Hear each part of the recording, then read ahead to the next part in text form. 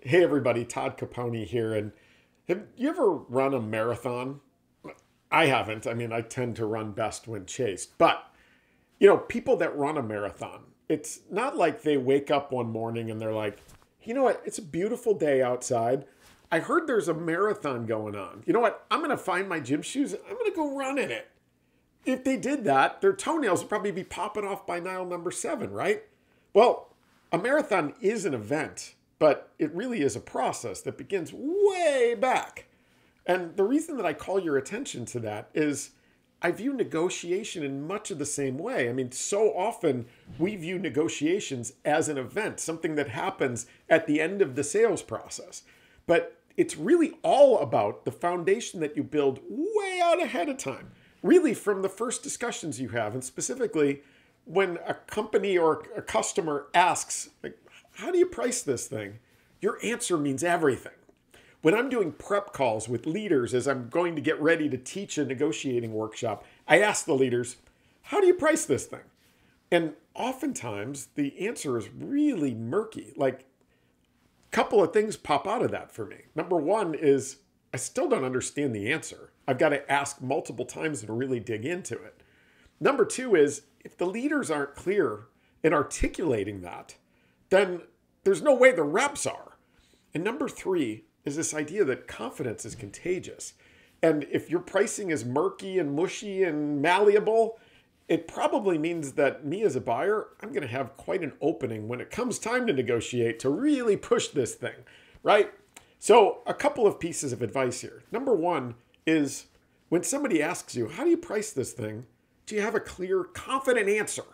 And it really has a couple of components to it.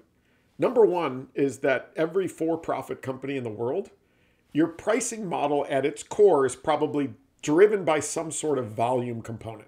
Like, what is it, and what is the volume component that drives it and its price? And by volume component, most pricing is based on users, licenses, locations, modules, facilities, whatever. But there is some kind of volume component. And with almost every organization, the more you buy, the better it is on a per unit price, right? And number two is the assumptions. Assumptions meaning your pricing is based on what? And I would argue that every for-profit company's pricing is based on when you pay.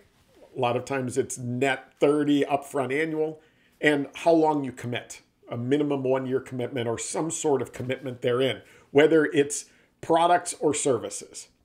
And then number three is expectations, right?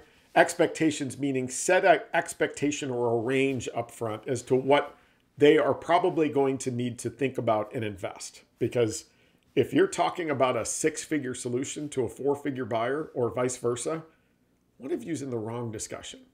And so let's put those three pieces together. Let's say you're selling a technology solution. The customer says, how do you price this thing? Your answer should be very clear with the core, with the assumptions, and the expectations, sounding something like this.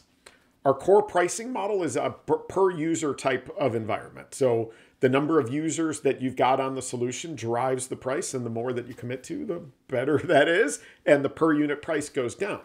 Now, our pricing model is based on an assumption of upfront annual net 30 payments and a minimum 1-year commitment. And now we go to expectations. Based on our core understanding of your environment and your outcomes that you're trying to achieve, an investment like yours is probably going to be between X dollars and Y dollars. And if we're way off on that, if that's not what you were expecting, let's talk about that now. What ends up happening is confidence becomes contagious.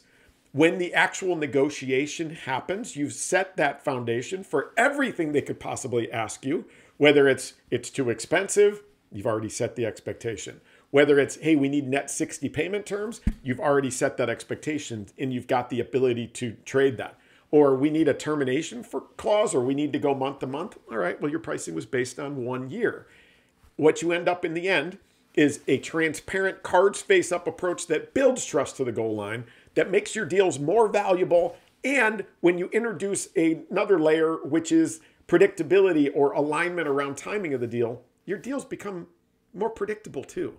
So get tight on positioning your pricing. And when you do, the entire negotiation, the whole game will change. Give that a try. And I would love to hear from you and get your thoughts on it. You've got questions, reach out. All right. Good luck. Thanks.